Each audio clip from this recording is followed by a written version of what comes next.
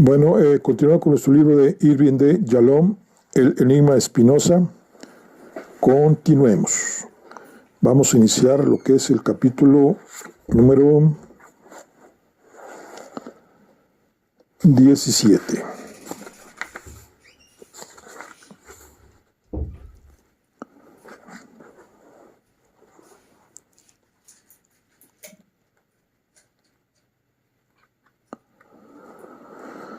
Ámsterdam, 1656. Bento deambuló por las calles de Bloemenburg, la sección de Ámsterdam donde vivía la mayoría de los judíos sefarditas, mirando todo con intensidad. Fijaba la vista en cada imagen durante un largo rato, como si quisiera darle permanencia, para de esa manera poder evocarla otra vez en el futuro. Aunque la voz de la razón murmuraba que todo se iba a evaporar y la vida debía ser vivida en el presente.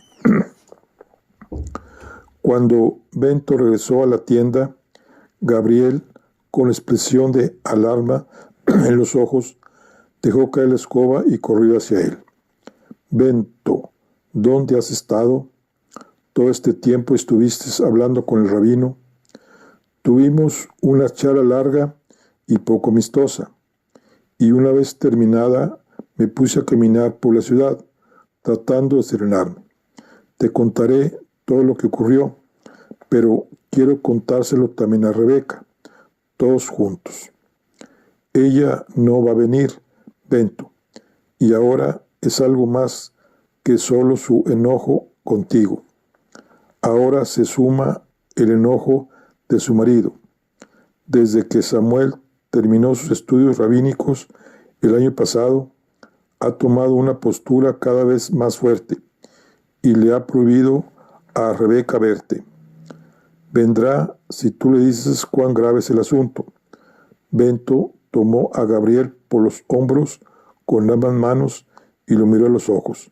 Sé que vendrá. Invoca la memoria de nuestra familia bendita. Recuérdale que somos los únicos todavía vivos. Ella vendrá si tú le dices que esta será la última charla que tendremos. Absolutamente la última. Gabriel está visiblemente alarmado. ¿Qué ha ocurrido? Me estás asustando, Bento. Por favor, Gabriel. No puedo contar esto dos veces. Es demasiado difícil. Por favor, haz que Rebeca venga aquí. Tú puedes encontrar la manera de hacerlo. Es el último pedido que te hago. Gabriel se arrancó el delantal, lo tiró sobre el mostrador de atrás y salió corriendo de la tienda. Regresó a los 20 minutos con una hosca Rebeca a la rastra. Incapaz de negarse a los ruegos de Gabriel, después de todo, había criado a Bento durante los 3 años entre la muerte de su madre, Hannah, y el nuevo matrimonio de su padre con Esther. Rebeca destilaba enojo cuando entró en la tienda. Saludó a Bento con una helada inclinación de cabeza y separó las manos con las palmas hacia adelante. Bien. Bento ya había clavado en la puerta una nota escrita en portugués y en holandés diciendo que la tienda reabriría en breve. Vamos a casa, respondió. Ahí podemos hablar en privado. Una vez en casa, Bento cerró la puerta principal e hizo señas a Gabriel y a Rebeca para que se sentaran mientras él se mantenía en pie y caminaba de un lado a otro. Por mucho que deseo que esto sea un tema privado, sé que no lo es. Gabriel ha dejado en claro de qué manera mis asuntos afectan a toda la familia. Me temo que lo que voy a decir los va a conmocionar. Me resulta difícil, pero debo contárselos todo. No quiero que nadie, Absolutamente nadie en la comunidad sepa más que ustedes sobre lo que va a ocurrir. Bento se detuvo. Tenía la total atención de su hermano y de su hermana, sentados inmóviles como si fueran de piedra.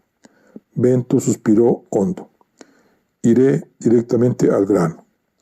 Esta mañana el rabino Mortera me dijo que los Panasium se habían reunido y que una cherem es inminente. Seré excomulgado mañana. Una cherem, exclamaron Gabriel y Rebeca simultáneamente. Los rostros de ambos se habían puesto de color ceniciento. ¿No hay ninguna manera de evitarla?, preguntó Rebeca. ¿El rabino Mortera no va a defenderte? Nuestro padre era su mejor amigo. Acabo de hablar con el rabino Mortera durante 1 hora y me dijo que el asunto no estaba en sus manos. Los parasims son elegidos por la comunidad y tienen todo el poder. No tiene más remedio que acatar lo que ellos ordenan. Pero luego también me dijo que estaba de acuerdo con su decisión. Bento vaciló. No debo esconder nada. Miró a su hermana y a su hermano a los ojos y reconoció. En realidad dijo que podría haber una oportunidad. Dijo que si yo cambiaba todas mis opiniones, si yo abjuraba públicamente y declaraba que a partir de ese momento iba a aceptar los 13 artículos de fe de Maimónides, entonces haría con todo su propio poder una petición a los Panasium para que reconsideraran la cherem. Es más, y no estoy seguro de que él desee que esto sea conocido por todos porque me lo susurró. Me ofreció una pensión vitalicia, pagada con fondos de la sinagoga, si juraba dedicar mi vida al estudio respetuoso y silencioso de la Torá y el Talmud. Y Rebeca miró directamente a los ojos de Bento, y Bento bajó la mirada y la fijó en el piso. Lo rechacé. Para mí, la libertad está más allá de cualquier precio. ¡Qué locura!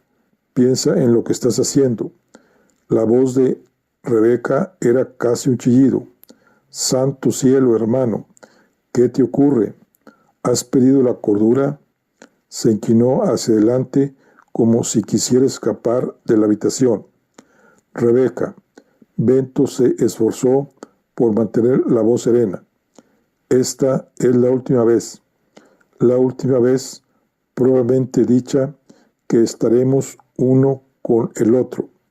La cherem significa el exilio total. Te prohibirá que me hables y que te pongas en contacto conmigo de cualquier manera. Nunca más. Piensa en cómo nosotros tres nos vamos a sentir si nuestra última reunión fue amarga y carente de amor. Gabriel, demasiado nervioso como para quedar sentado, también se puso de pie para ir de un lado a otro. Bento, ¿por qué sigues diciendo que todo es último? La última vez que nos veremos, la última solicitud, la última reunión. ¿Cuánto dura la cherem? ¿Cuánto terminará? He sabido que hay algunos cherems de un día o de una semana. Bento tragó saliva y miró a los ojos de sus hermanos. Este será un cherón de tipo diferente. Sé cómo son las cherems y si lo hacen correctamente, esta cherem no tendrá final. Será de por vida y será irreversible. Vuelve con el rabino, imploró Rebeca. Acepta su ofrecimiento. Bento, por favor, todos cometemos errores cuando somos jóvenes. Vuelve a nosotros, honra a Dios, sé el judío que eres, sé el hijo de tu padre.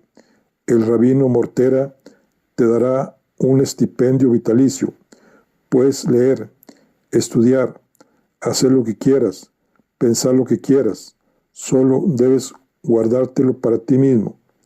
Acepta su propuesta, Bento. No te das cuenta de que por el amor a nuestro Padre te está pagando para que no te suicides. Por favor, Gabriel, tomó la mano de Bento. Acepta su ofrecimiento. Empieza de nuevo. Me estaría pagando para hacer algo que no puedo hacer. Pienso buscar la verdad y dedicar mi vida a conocer a Dios, mientras que la propuesta del rabino exige que yo viva de manera deshonesta y por lo tanto deshonre a Dios. Nunca haré tal cosa. No seguiré a ningún poder sobre la tierra aparte de mi propia conciencia. Rebeca empezó a sollozar, puso las manos detrás de la cabeza y, meciéndose, se lamentaba. No te comprendo, no te comprendo, no te comprendo. Bento fue hacia ella y le puso una mano sobre el hombro. Ella lo apartó con un movimiento de los hombros. Luego levantó la cabeza y se volvió hacia Gabriel. Tú eras demasiado pequeño, pero yo lo recuerdo como si fuera ayer. Nuestro bendito Padre se jactaba de que el rabino Mortera decía que Bento era el mejor alumno que jamás había visto. Miró a Bento. Las lágrimas le bañaban la cara. El más inteligente y el más profundo, decía. Qué orgulloso y radiante se sintió nuestro Padre cuando se enteró de que tú podrías ser el próximo gran erudito, quizá el próximo Gersonides, que llegarías a escribir el gran comentario de la Torá del siglo XVII.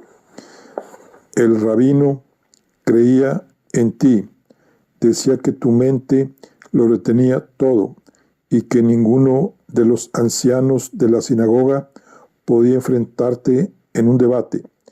Y sin embargo, ahora, a pesar de todo aquello, a pesar de los dones que Dios te ha dado, mira lo que has hecho. ¿Cómo puedes arrojar por la borda todo eso? Rebeca tomó el pañuelo que Gabriel le dio. Bento se inclinó para mirarla directamente a los ojos y dijo: Rebeca, trata de comprender, por favor. Tal vez no ahora, pero quizás algún día en el futuro comprenderás estas palabras.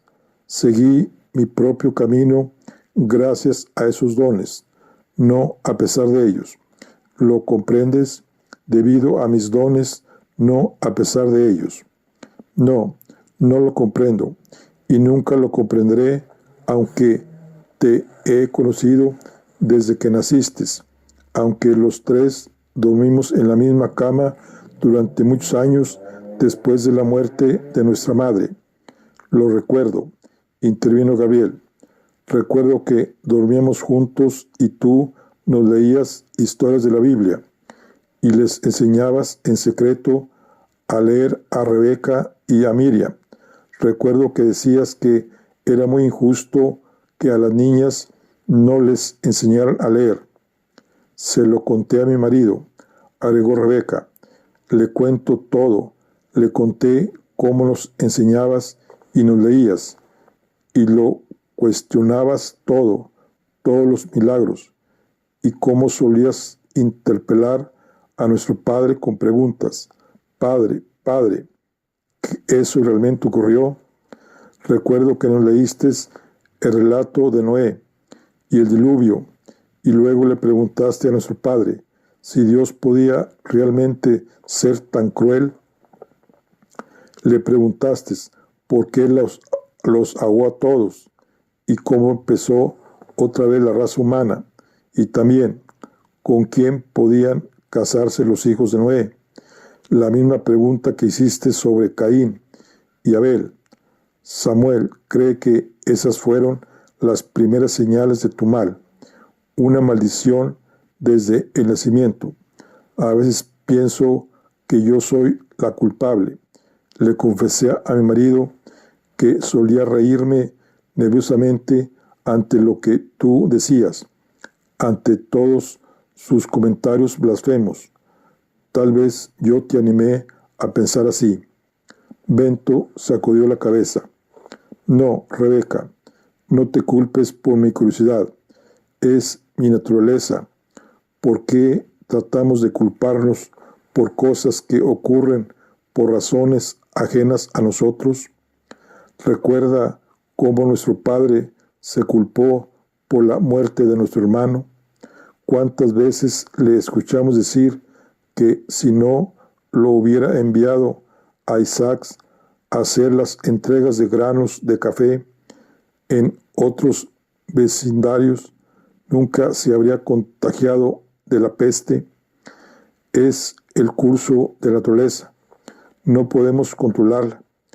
Asumir las culpas es solo una manera de engañarnos a nosotros mismos y creer que somos tan poderosos como para controlar la naturaleza.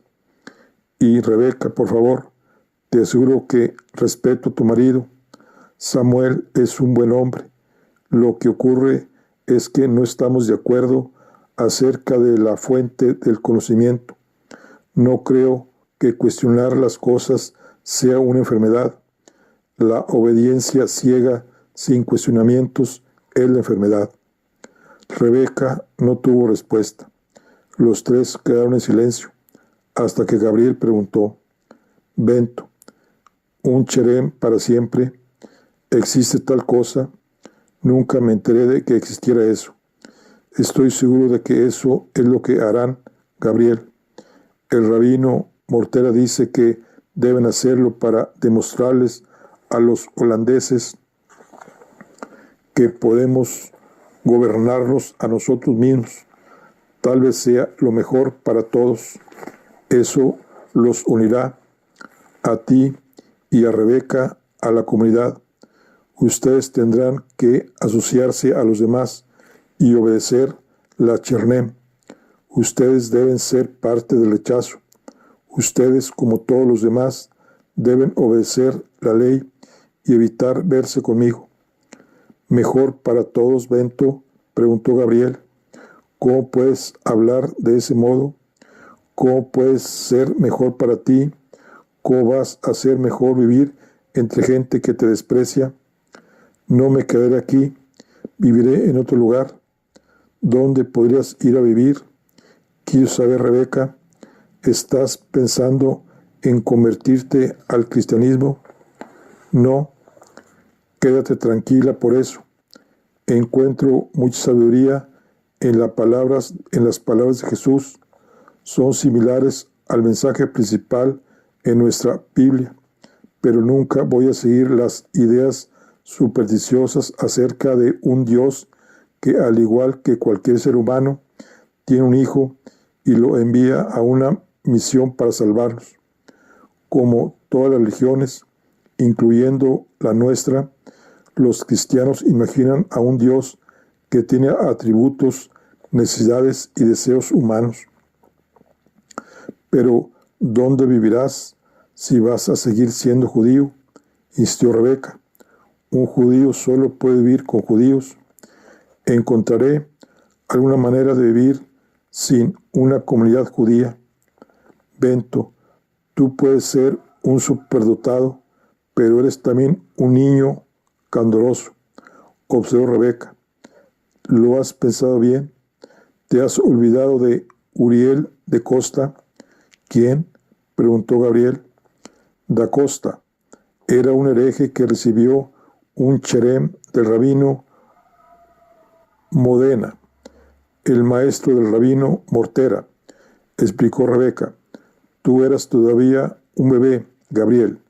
Da Costa recusó todas nuestras leyes, la Torá, la Kipá, la filacteria, la circuncisión, incluso la mesuzá, la caja con textos sagrados que ponemos en las puertas de nuestras casas, exactamente igual que tu hermano. Y lo peor de todo fue que negaba la inmortalidad de nuestra alma y la resurrección del cuerpo. Una a una, otras comunidades judías en Alemania e Italia también lo expulsaron con una cherem.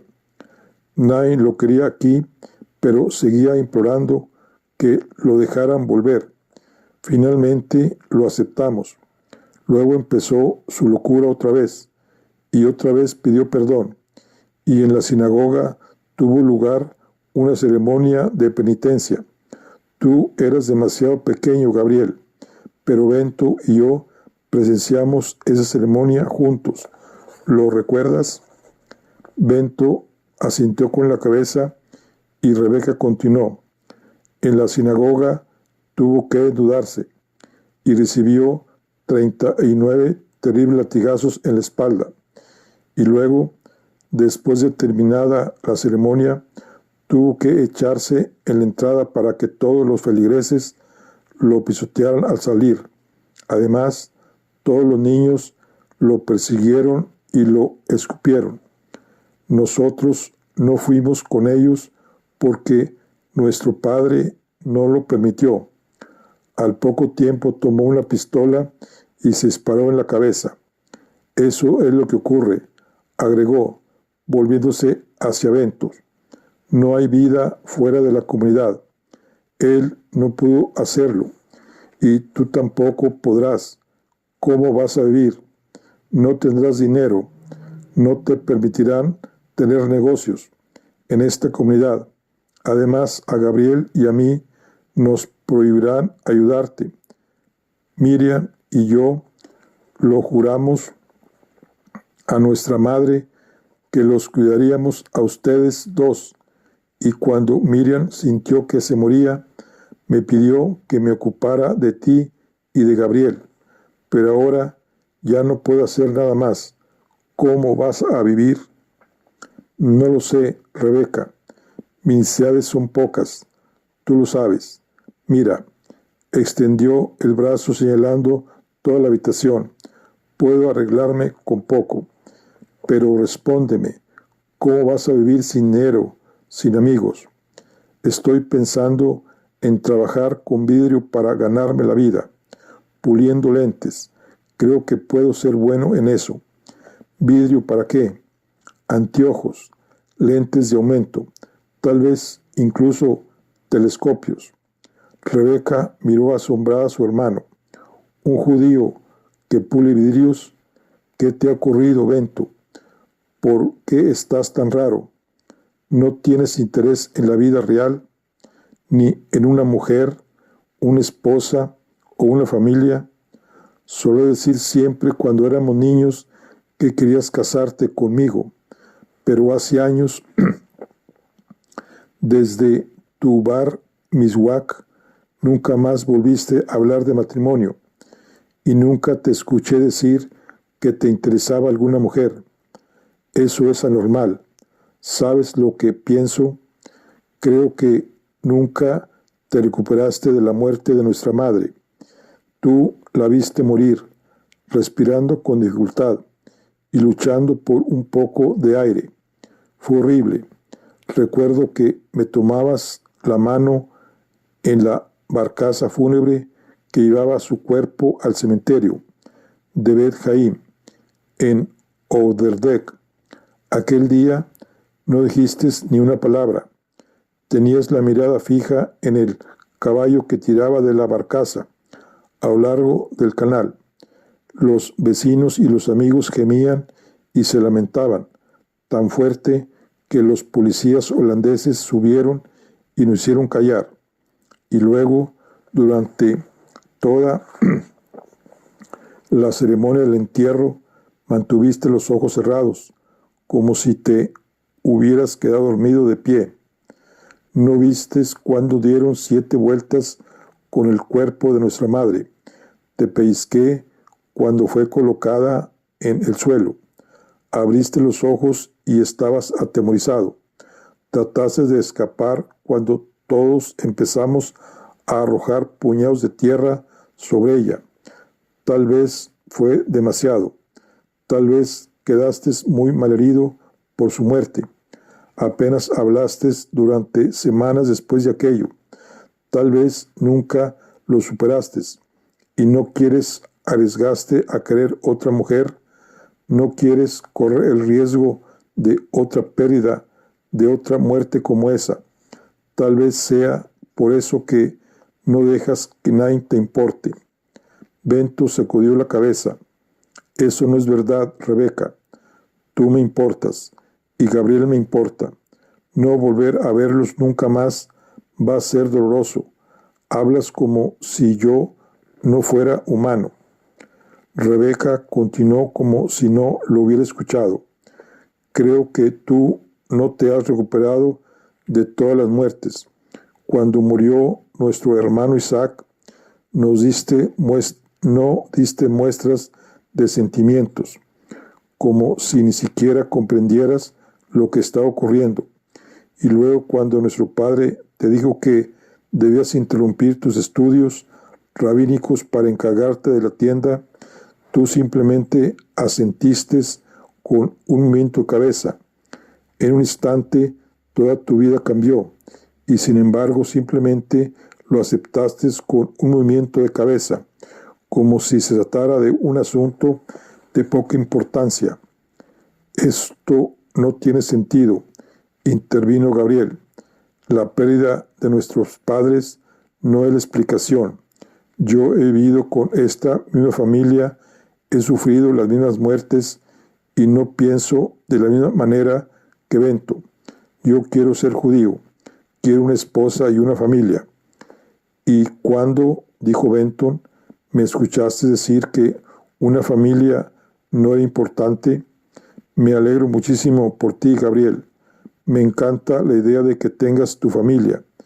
Me duele profundamente pensar que nunca conoceré a tus hijos. Pero tú amas las ideas, no a las personas, agregó Rebeca.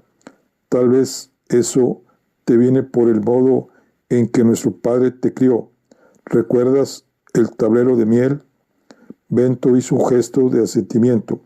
¿Qué? Quiso saber Gabriel. Cuando Bento era muy pequeño, tal vez 3 o 4 años, no lo recuerdo, nuestro padre le enseñó a leer con un método extraño. Después me dijo que era una práctica común de enseñanza, hace cientos de años. Le dio a Bento un tablero sobre el que había pintado el Aleph, Bet Gimel y lo cubrió con miel. Le dijo a Bento que lamiera toda la miel. Nuestro padre pensaba que eso le ayudaría a Bento a amar las letras hebreas y también la lengua hebrea. Y luego Rebeca continuó. Tal vez funcionó demasiado bien. Tal vez esa sea la razón por la que te interesan más los libros y las ideas que las personas. Bento vaciló. Cualquier cosa que pudiera decir solo serviría para empeorar la situación. Ni su hermana ni su hermano podían abrir la mente a sus ideas. Y quizás eso era mejor, después de todo. Si lograba ayudarlos a ver los problemas de la obediencia ciega a la autoridad del rabino, entonces sus esperanzas de satisfacción en sus matrimonios y en su comunidad se verían en riesgo. Los dejaría sin esas bendiciones. Sé que estás enfadada, Rebeca, y tú también, Gabriel. Y cuando veo esto desde el punto de vista de ustedes, puedo comprender por qué, pero ustedes no pueden verlo desde mi punto de vista, y me entristece que debamos despedirnos sin comprendernos, por poco consuelo que ello pueda significar. Mis palabras de despedida son estas.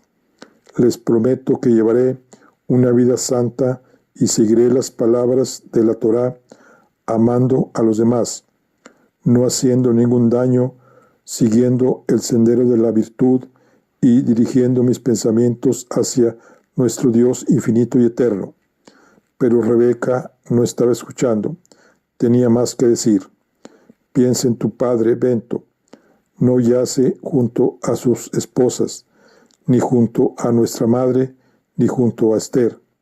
Yace en tierra sagrada junto a los más santos de los hombres. Yace en un sueño eterno, honrado por su devoción, por la sinagoga y por nuestra ley. Nuestro padre sabía que la llegada del Mesías era inminente y sabía que el alma era inmortal. Piensa en cómo habría de sentirse por culpa de su hijo Baruch. Piensa en cómo se siente, porque su espíritu no muere.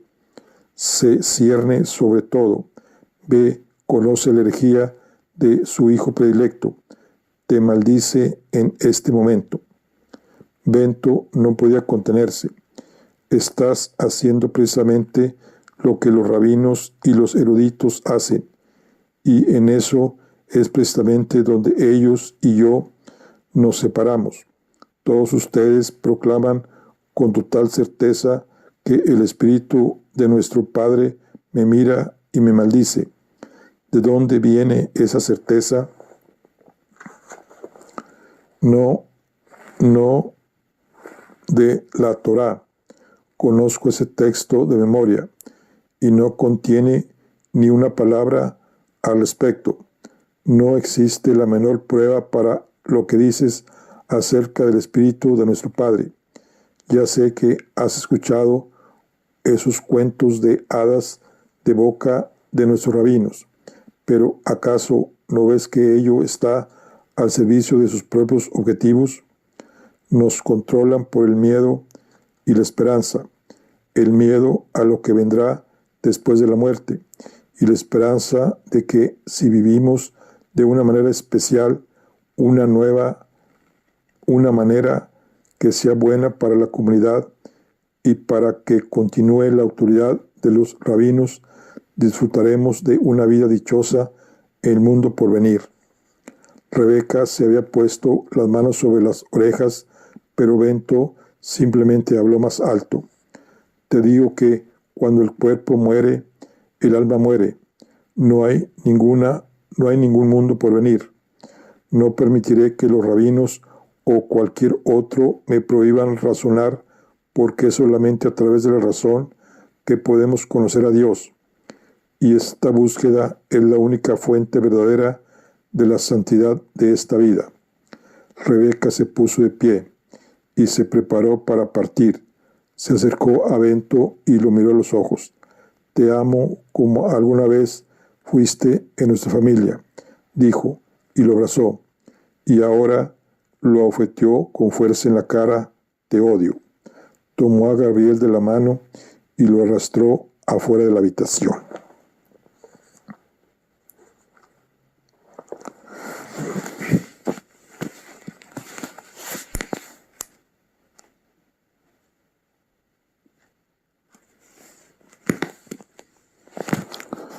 Capítulo 19. Ámsterdam, 27 de julio de 1656.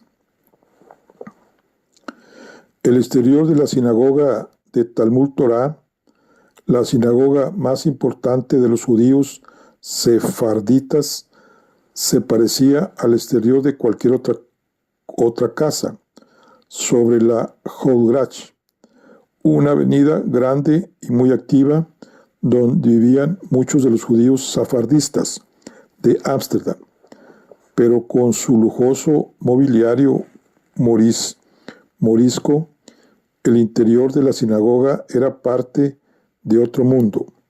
Contra la pared lateral, la pared más cercana a Jerusalén, estaba un arca sagrada, minuciosamente tallada, que contenía los Sefer Torah, ocultos detrás de una cortina bordada de terciopelo rojo oscuro. Delante del arca, una bimba de madera que servía de plataforma sobre la que se ubicaba el rabino, el cantor, el lector del día y los otros dignatarios.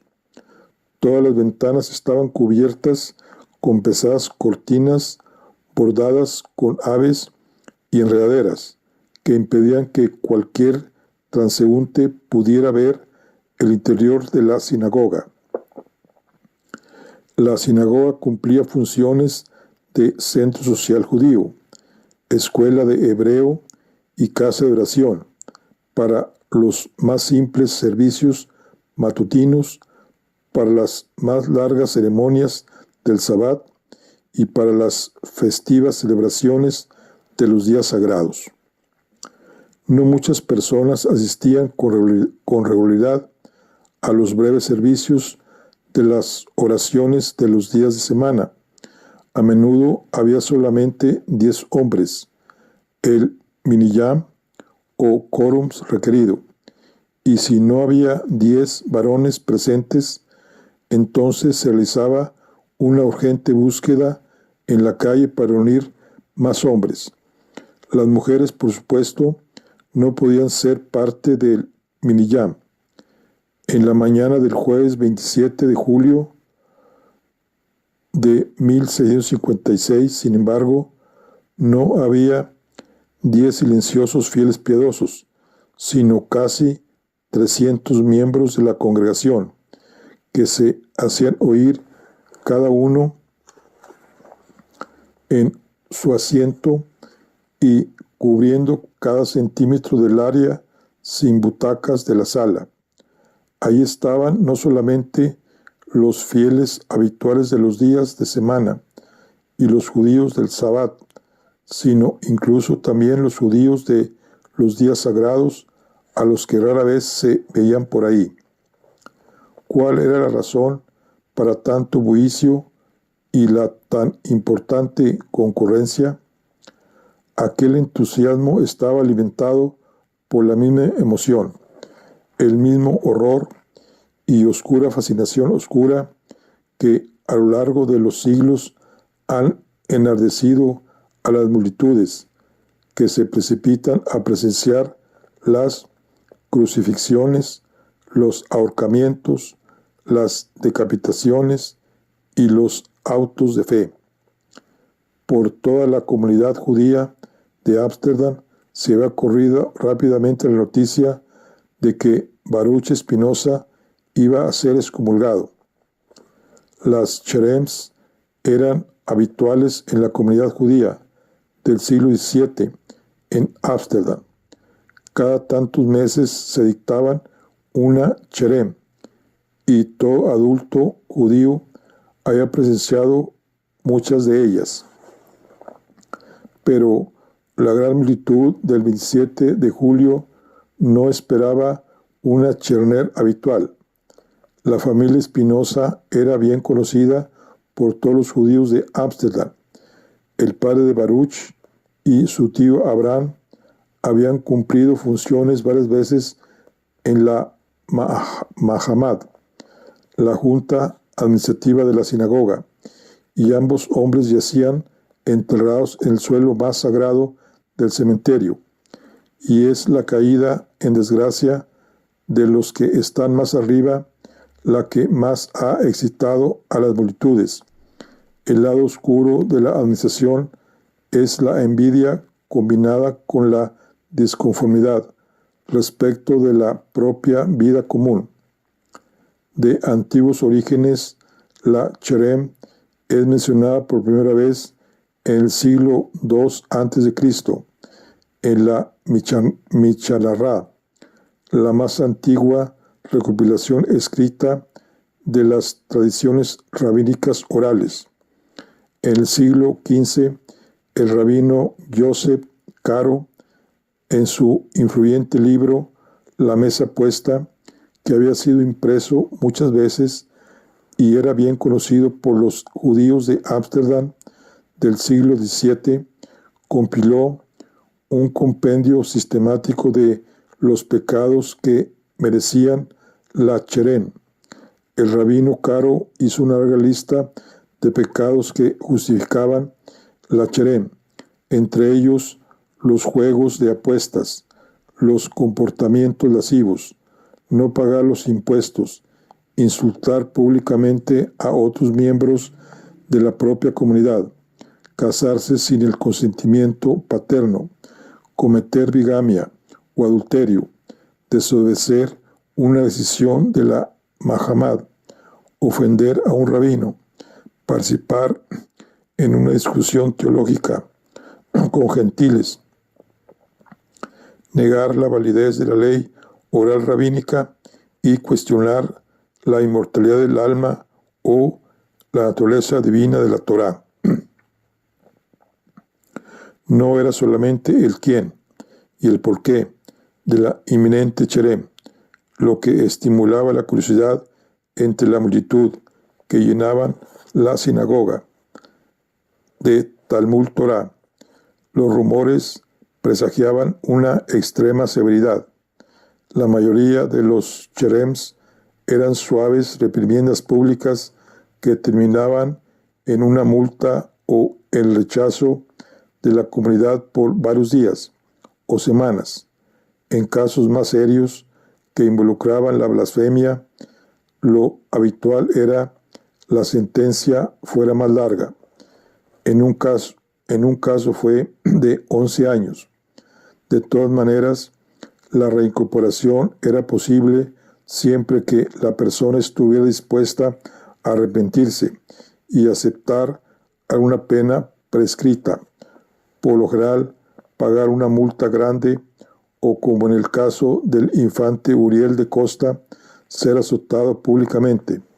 Pero en los días anteriores al 27 de julio de 1656, los rumores que circulaban se referían a una cherer de gravedad sin precedentes. De acuerdo con la costumbre para la cherem, el interior de la sinagoga estaba iluminado solamente por velas de cera negra, 7 en una araña grande colgada en el centro y 12 en los nichos de la pared circundante. El rabino Mortera y su ayudante, el rabino Aboab, que había regresado después de 13 años en Brasil, estaban parados en la bima, delante del arca sagrada, acompañados por los 6 miembros del Parnasium, a la espera con gesto solemne de que la congregación hiciera silencio. El rabino Mortera sostenía en alto un documento en hebreo y leyó la proclama con su potente voz sin salutaciones ni introducción. La mayor parte de los feligreses escuchó en silencio. Los pocos que comprendían el hebreo susurraban en portugués a sus vecinos, quienes a su vez pasaban la información de fila en fila. Para cuando el rabino Mortera terminó de leer, el humor de los feligreses se había vuelto serio, casi sombrío.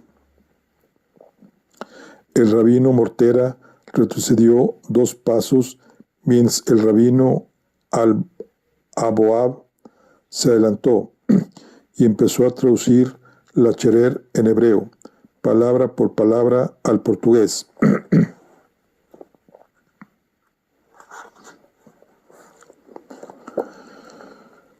Los señores del Parnasium anuncian que, conociendo desde hace mucho tiempo las opiniones y los actos malvados de Baruch de Espinosa, se han esforzado de varias maneras y con varias promesas por hacer que él se aparte de sus malvadas actitudes. Pero al haber ellos fallado en hacer que corrigiera sus perversas opiniones y por el contrario seguir recibiendo cotidianamente información cada vez más grave sobre las herejías abominables que practicaba y enseñaba y sobre sus monstruosos escritos, todo corroborado por numerosos testigos dignos de confianza que han declarado y dado testimonio de ella.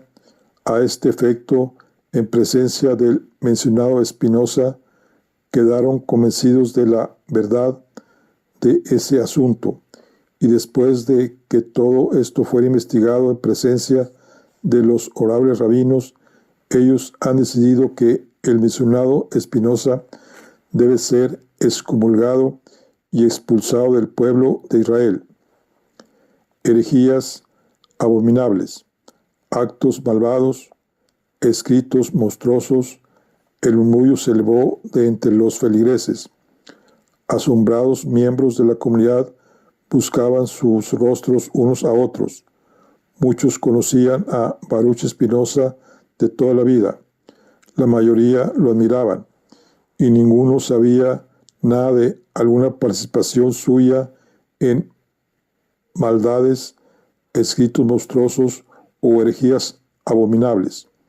El rabino Aboá continuó: por decreto de los ángeles y por orden de los santos varones, excomulgamos, expulsamos, maldecimos y condenamos a Baruch Espinosa con el consentimiento de Dios.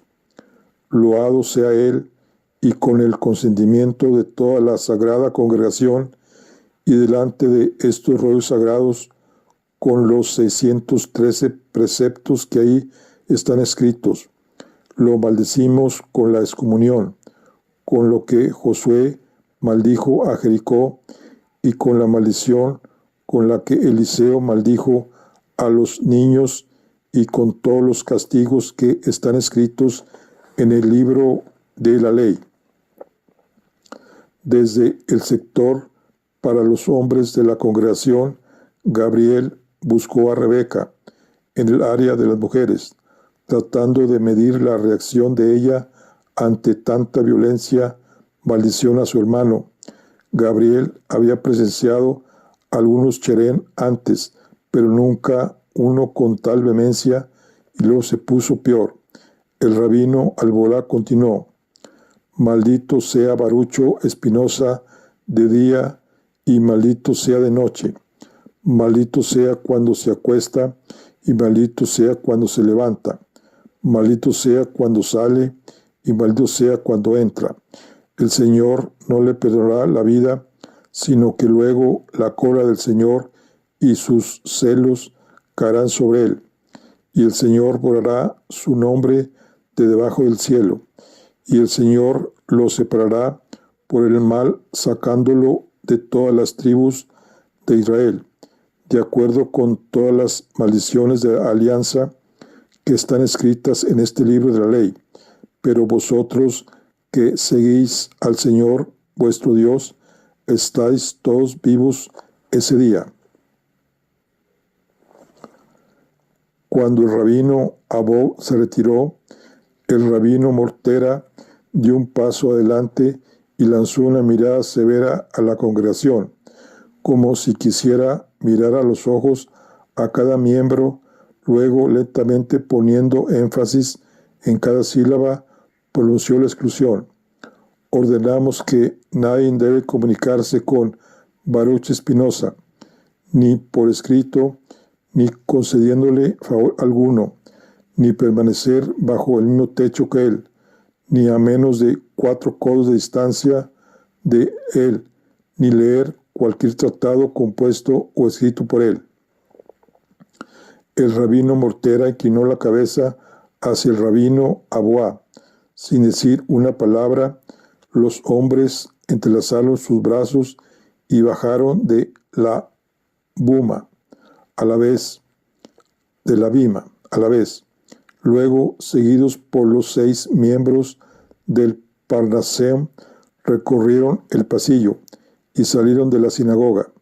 La congregación estalló en un ronco clamor.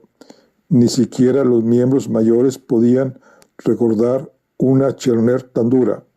No había habido mención alguna del arrepentimiento o de la reincorporación. Todos en la congregación parecían comprender las implicaciones de las palabras del rabino. Esta cher era para siempre. O esta decisión, pues sí, el cher es decisión. Bueno, Aquí concluimos lo que es la charla del día de hoy.